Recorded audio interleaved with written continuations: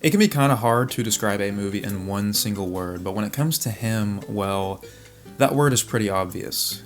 Incoherent. I want to be the GOAT. Cameron King. Imagine a world obsessed with football. I know, crazy, right? Fame, fortune, having a podcast with Taylor Swift's fiance. Being a star athlete comes with a lot of good things, but it also comes with a lot of bad things. Him attempts to turn the temperature up on the sports industry and celebrity culture by highlighting the various pitfalls, rituals, and sacrifices athletes endure to become a star. I'm a star. It's time to go. No, I'm a star. Please, I'm a GOAT. But this 96-minute long music video is nothing more than a weak, uninteresting, and frankly painful exploration of America's favorite pastime.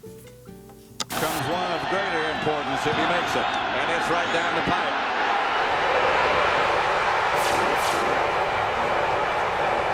Adam Vinatieri, unbelievable. That's the way you shoot. I think what hurts so much about him is that the movie had an amazing initial trailer, at least to me. I'm never good enough. That's how great people think.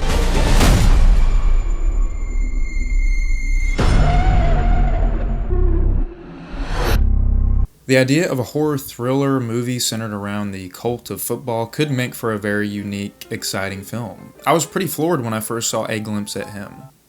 Not just because of its premise, but the way the film actually looked. It felt fresh and intentional, and like it was doing something different. The trailer had all these really cool and memorable moments, from infrared lit skulls smashing into each other to demonic football mascots slicing people with axes. Visually, him looked extremely promising. Attaching Jordan Peele's name to the marketing of him certainly helped generate hype, though I feel this tactic often has the opposite effect on more serious moviegoers. If Jordan Peele didn't write the film or direct it, why is he front and center in the marketing? This was the first clue I should have paid attention to, as it's actually Justin Tipping behind the camera here. Tipping has a very small body of work, at least from what I can find. Letterboxd says he has directed a total of 4 films, one of which is 21 minutes long, and the other is a TV show based on Joe Exotic of Tiger King fame. If I was a conspiracy theorist, which I'm not, I would say even the name him might have been chosen to kind of reference Jordan Peele's other films. Still, I always want to give movies a chance, especially those that look really exciting to me and kind of flew under the radar. Justin Tipping is a name I've never heard of, and when big names and big stars are part of such an out-of-nowhere project, I'm always excited. Sign number 2 that him could be a disaster was, well, the film's premise. Balancing football with horror is a very, very tricky tightrope act. This idea is ripe with potential, but making a movie that feels mature and smart and satisfying and not embarrassing about grown men who make millions of dollars by tackling other grown men is, well, a tall order.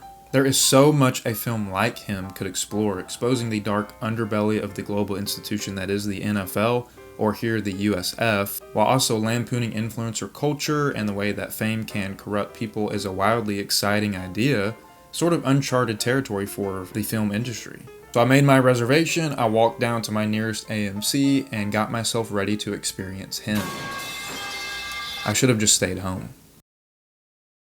To kind of sum up my feelings about this film, him is a total mess. It's both painfully one note, but it's also kind of incomprehensible and really messy. The way people talk in this movie, it's like the writers were worried audiences wouldn't understand the themes and the metaphors and the symbolism that's haphazardly tossed around throughout the film. Everyone here just kind of sounds like an alien.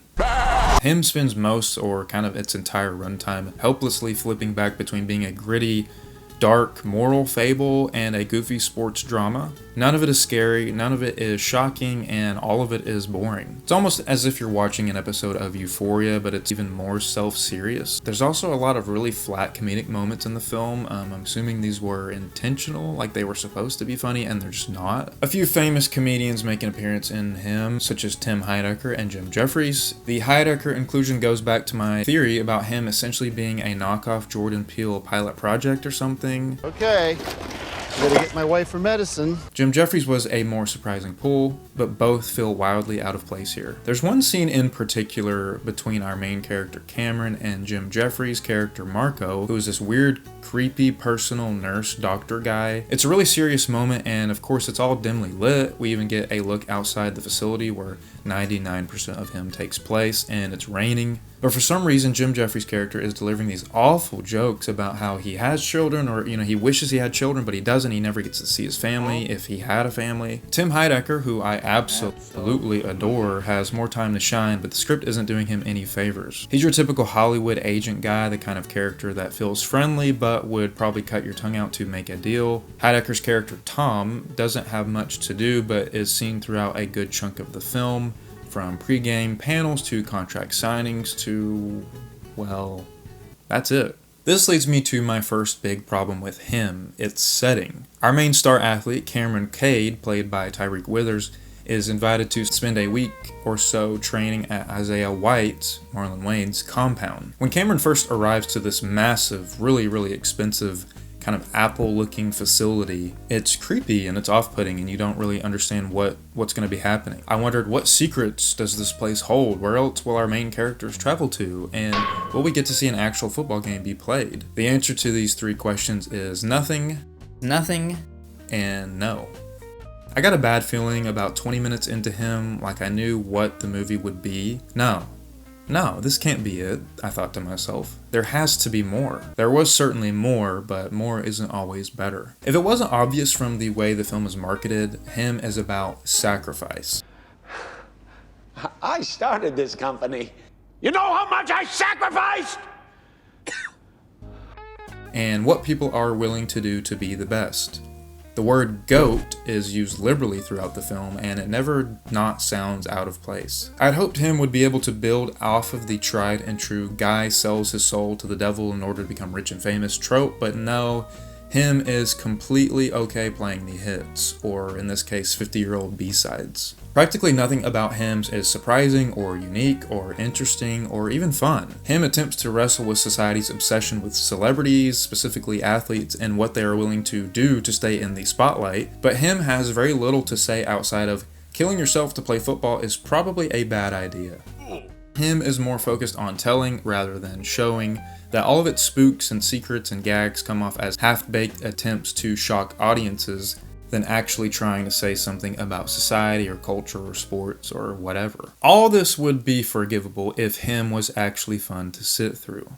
But somehow this hour-and-a-half long film feels twice its length. Scenes don't really end or begin. Instead, there's long montages full of cool visual moments and dramatic lighting meant to evoke a specific feeling.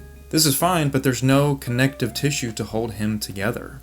I already mentioned how this feels like a music video, and if it was one, I would be impressed. But music videos only last around 3 minutes, not 96. This is something that seems to be popping up more and more, where having cool visuals seems more important than actually making sure your movie is entertaining. Cinema is a visual medium first and foremost, absolutely, and I think the literal picture is the most important piece of the puzzle. But there still needs to be thought and effort behind these scenes. This isn't to say that him is totally careless, it's just extremely messy and dull. There's no definition to how we're supposed to be thinking or feeling it.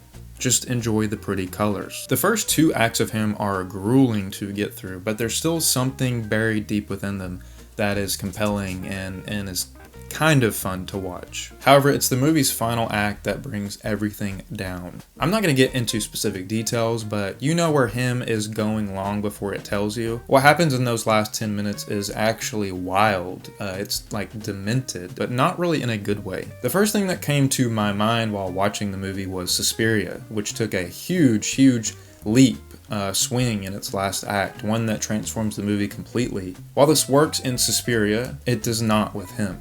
It feels like the writers got to page 90 on this 100-page script and realized they hadn't figured out a ending. All the actual interesting bits and plot threads are tossed aside so we can have an epic fight moment.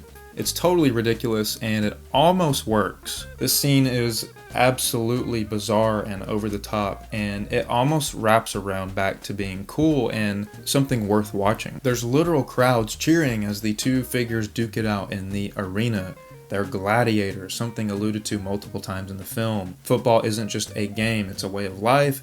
No guts, no glory. But him can't maintain its tone to save its life, and instead of being gripping, it's all slippery slop. In fact, I almost thought I had missed the joke, that this was one long experiment on me. Him goes all out in its final moments, trying everything to shock audiences, and it's neither satisfying nor exciting. It's all just really bland. I hate to sound like I'm trashing on a movie, but I did not enjoy him. The best parts are absolutely Marlon Wayans and Tyreek Withers, both of whom bring an intensity and realness to their characters that is actually really magnetic.